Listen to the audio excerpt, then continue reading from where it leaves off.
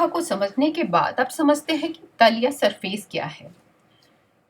और यदि मैं एक बिंदु लेती हूँ A और एक बिंदु और लेती हूँ B, इन दोनों को मिलाने पर एक रेखा बनती है। A और B बिंदुओं को मिलाकर हमने एक रेखा बनाई, लेकिन जो C बिंदु है वो इस AB से बिल्कुल अलग मैं यहाँ ले लेती हूँ और फिर A को C से मिलाती हूँ और फिर B को C से मिलाती हूँ। तो ये क्या बन गया? ये एक तल बन गया, ये एक सरफेस बन गया, ये एक फेस बन गया।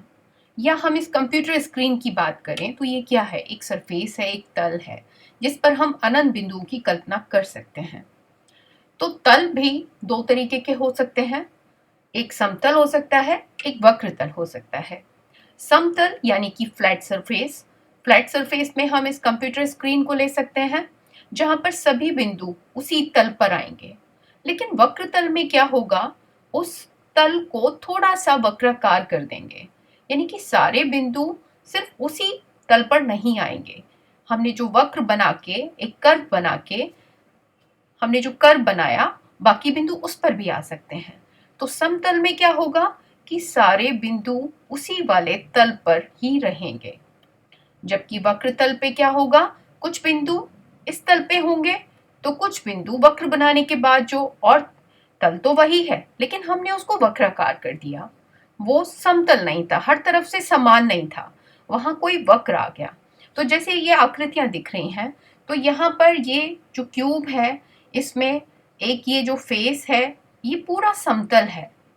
लेकिन अगर इस दूसरे फेस की बात करें तो ये दूसरा फेस, ये समतल है लेकिन ये दूसरा तल है, ये अलग तल है और ये अलग तल है। ये अलग तल है क्योंकि यहाँ ये भी, इसके सारे बिंदु तो समतल हैं यानी कि एक ही उस पर है, लेकिन इस वाले तल और इस वाले तल, ये दोनों बिंदु अलग अलग तलों पर हैं। इसी तरीके से यदि हम इस बॉल की बात करें तो यहाँ पर एक बिंदु यदि यहाँ है और एक यहाँ है तो वो एक ही तल पर नहीं है। ये जो बॉल है ये वक्र का रूप लिए हुए है, यानी कि इसको घुमाया हुआ है, ये वक्र का रूप देकर बनाई गई है। या हम इस केन को देखें आदि, तो अगर एक बिंदु यहाँ है और एक बिंदु यहाँ है तो ये एक ही तल पर नहीं है, समान उस पे नहीं है, ये मतलब तल को हमने वक्राकार कर दिया। तो समतल जो है वो दो तरीके के हो गए, समतल और वक्र तल। अब समझते हैं 2D और 3D 1D ये शेप्स, आकृतियां क्या हैं, कैसे बनती हैं। तो सबसे पहले आते हैं, यदि एक बिंदु लिया तो ये बिंदु क्या है? ये 0 डायमेंशन है। 0 डायमेंशन मतलब हम यहीं हैं, ये बिंदु अपनी जगह पर स्थिर है। लेकिन यदि इस बिंदु से हम एक दिशा में चलें तो ये क्या बन गई? 1 डायमेंशन।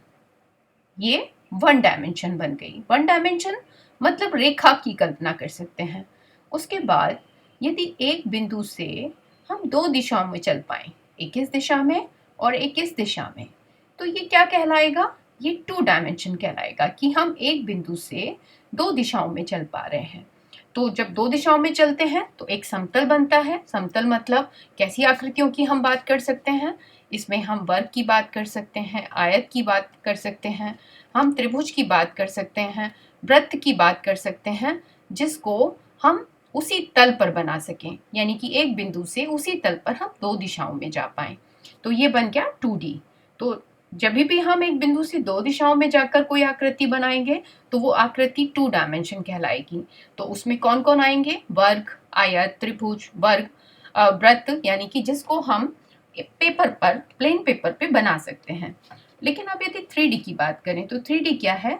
यदि एक बिंदु से हम 3 दिशाओं में चल पाएं, एक ये दिशा, एक ये दिशा और एक और दिशा, तो ऐसी स्थिति में जो आकृति बनेगी, यानी कि जब हम तीसरी दिशा में चले तो वो तीसरी दिशा के लिए हमें दूसरे तल पर जाना पड़ गया।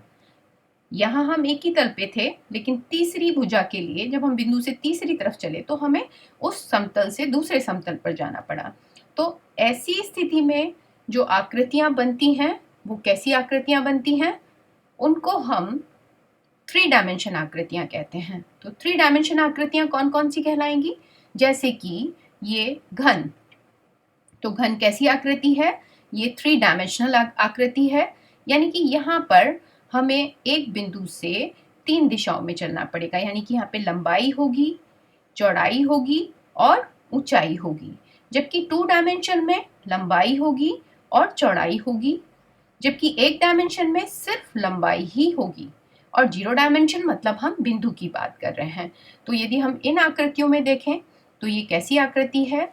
ये 2D आकृति है, क्योंकि यहाँ पर ये एक ही तल पर नहीं है सारे बिंदु। यहाँ पर ये 3D डायमेंशन हो गई, क्योंकि ये क्या है? एक स्फेयर है। स्फेयर जिसको हम क्या कहते हैं? गोला, गोला हिंदी में। और वैसे हम इसको देख रहे हैं क्या है? बॉल। तो 3D शेप है, ये 3 डायमेंशनल है, यानी कि हमें इसको एक समतल पर नहीं बना सकते। या अगर हम इस केन की बात करें तो इस केन के लिए भी हम एक ही समतल पे इसको नहीं बना सकते।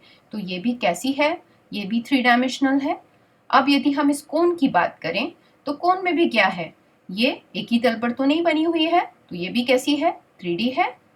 यहाँ इस क्यूब की बात करें, अगर वर्ग होता तो वर्ग को हम सीधे एक प्लेन ऑफ पेपर पे बना सकते थे, तो ये 2D आकृति थी, सिर्फ एक वर्ग होता। लेकिन ऐसे 6 वर्गों को जब हमने इस तरह जोड़ दिया तो यहाँ पर 3 डायमेंशन आ जाती हैं, एक लंबाई, एक चौड़ाई और एक ऊंचाई। तो इस आकृति को हम 3D आकृति कहेंगे, 3 डायमेंशनल आकृति कहेंगे। इसी तरीके से ये बॉल 3 डायमेंशनल आकृति है। ये जो आइस का पीस है ये भी 3 डायमेंशनल है। ये जो डिब्बा है ये भी 3 डायमेंशनल है। और ये जो सॉफ्टी की कोन है ये भी हमारी कैसी है? 3 डायमेंशनल है। तो जिन आकृतियों को हम प्लेन पेपर पर क्या कर सकते हैं? बना सकते हैं, उनको हम 2 डायमेंशनल आकृतियां कहते हैं, जैसी कि आकृतियां बनी हुई हैं। लेकिन जिनको हम प्लेन ऑफ पेपर पे इस तरह नहीं बना सकते, ये जो है ये तीसरे डायमेंशन में भी जाती है, तो इसको हम क्या कहेंगे? 3 डायमेंशनल आकृतियां कहेंगे।